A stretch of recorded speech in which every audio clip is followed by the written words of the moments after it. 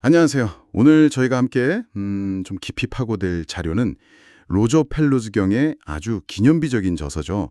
황제의 새마음 발췌본입니다. 이게 던지는 질문은 아주 근본적이에요. 컴퓨터가 정말 사람처럼 생각하고 소위 말하는 의식을 가질 수 있을까? 네, 정말 오래된 질문이죠. 근데 펠루즈는 여기에 아주 단호하게 아니다라고 답하면서 당시 이제 막 떠오르던 강한 인공지능 지지자들에게 정면으로 도전장을 내민 셈이죠. 상당히 파격적인 주장이에요. 인간의 의식, 특히 이제 수학적인 이해 같은 능력 있잖아요. 그런 게 컴퓨터가 따르는 그냥 단계적인 계산, 즉 알고리즘을 넘어선다는 거니까요. 맞아요. 단순히 프로그램을 실행하는 것과는 차원이 다르다는 거죠. 네, 그럼 대체 왜 펠로즈는 인간 마음이 그냥 소프트웨어가 아니라고 생각했을까요? 그 논리가 참 흥미로운데 그 핵심을 한번 같이 따라가 보죠. 좋습니다. 자, 펠로즈의 여정. 그 첫 번째 단서는 바로 수학에서 시작합니다. 그는 컴퓨터의 가장 기본적인 원리, 그러니까 알고리즘 개념부터 얘기를 꺼내요. 네, 정해진 규칙대로 뭐랄까 착착 순서대로 진행하는 절차죠. 튜링 기계가 바로 이런 알고리즘을 수행하는 이론적인 모델이고요. 그렇죠. 근데 여기서 아주 결정적인 게 등장하는데요. 바로 괴델의 불완전성 정리입니다. 아, 걔들 유명하죠? 네, 어떤 강력한 수학 규칙 체계가 있다고 할 때 그 안에서는 그 규칙만 가지고는 증명할 수 없지만 누가 봐도 명백히 차빈 명제가 반드시 존재한다는 거예요. 그게 참 신기하죠. 그렇죠. 펜로즈가 딱 주목한 게 바로 이 지점입니다. 인간 수학자는요, 때로는 이런 형식적인 규칙을 그냥 뛰어넘는 어떤 직관이나 통찰력 같은 걸로 그런 증명 불가능한 명제들, 예를 들면 구드스타인 정리 같은 것들이 참이라는 걸 그냥 이해해 버린다는 거예요. 와, 그러니까 정해진 규칙, 그 알고리즘만 따르는 기계랑은 다르게 인간은 그 틀 밖에 있는 진실을 딱 파악하는 능력이 있다. 이런 말이네요. 정확합니다. 이게 바로 인간의 이해가 단순 계산이랑은 근본적으로 다르다는 펜로즈의 첫 번째 핵심 근거군요. 우리가 뭔가 이거 이해했다라고 느낄 때 그게 사실은 프로그램 돌아가는 거랑은 완전 다른 과정이라는 거죠. 맞습니다. 그런데 여기서 자연스럽게 질문이 생기죠.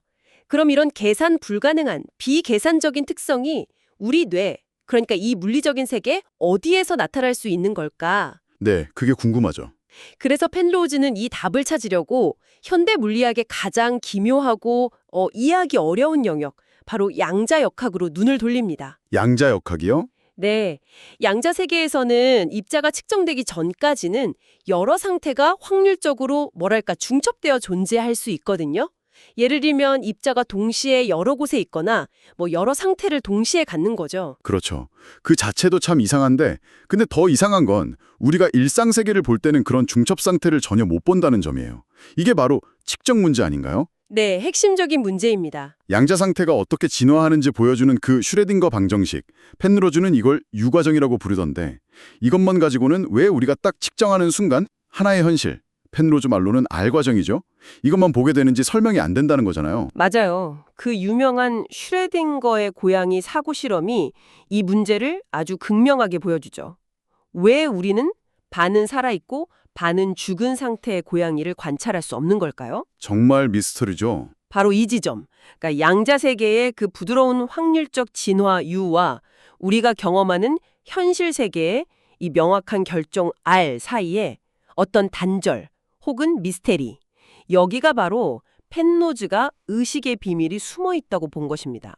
아, 물리학 자체의 아주 근본적인 미스터리가 어쩌면 인간 의식과 연결되어 있을지도 모른다. 네, 그런 생각을 한 거죠. 여기서 펜로즈는 정말 대담한 연결을 시도하는데요.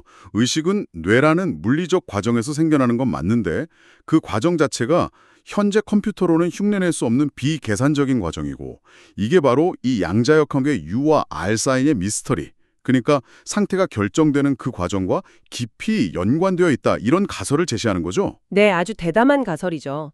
그는 이 연결고리가 아직 우리가 발견하지 못한 올바른 양자중력 이론 CQ0 속에 있을 거라고 추측해요. 양자중력 이론이요. 네, 핵심 아이디어는 이거예요.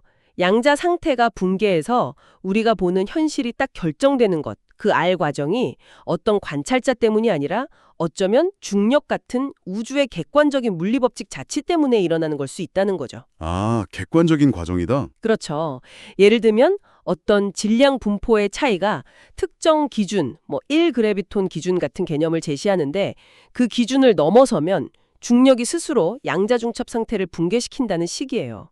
그러니까 의식은 우리 머릿속에만 갇힌 게 아니라 어쩌면 우주의 객관적인 물리 법칙과 맞닿아 있는 현상일 수 있다는 겁니다. 와. 그러니까 의식이란 게 그냥 우리 머릿속에서만 일어나는 주관적인 무언가가 아니라 우주적인 물리 법칙의 일부일 수 있다 이런 얘기군요. 그럼 이런 거시적인 양자 효과가 대체 뇌 속 어디에서 일어날 수 있을까요? 펜로즈는 이제 후속 저서에서 이걸 더 구체화하긴 하는데요. 이 측에서도 뇌 신경세포 안에 있는 미세소관이라는 아주 복잡한 구조물이 있어요. 이걸 그 잠재적인 후보지로 조심스럽게 제시합니다.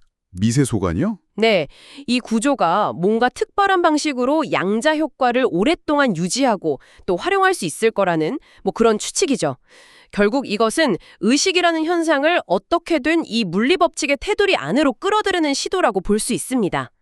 우리 마음이 현재 컴퓨터가 접근하지 못하는 더 깊은 물리 법칙을 활용하고 있을 가능성을 시사하는 거죠. 자, 그럼 한번 정리해 보겠습니다. 로저 펠로즈는 황제의 새 마음에서 인간의 의식, 특히 그 수학적 통찰력 같은 능력은 단순한 알고리즘으로 환원될 수 없다고 강력하게 주장합니다. 네. 그리고 그는 이런 비계산적인 능력의 근원을 양자역학의 아주 오래된 미해결 문제, 즉 측정 문제에서 찾고 있고요. 이걸 제대로 설명하려면 결국 양자 중력이라는 새로운 물리학이 필요할 것이라고 제안하는 거죠. 맞습니다. 판로즈의 이런 아이디어는 여전히 과학계다 철학계에서 엄청나게 뜨거운 논쟁거리예요. 그건 분명합니다. 하지만 그의 주장은 생각한다는 것이 과연 무엇인지, 그리고 이 광활한 우주에서 우리 인간의 위치는 어디쯤인지에 대해 정말 근본적인 질문을 던지게 만들죠. 계산을 넘어서는 무언가가 우리 안에 정말로 존재하는 걸까요? 네. 마지막으로 이 질문을 한번 던져보고 싶네요.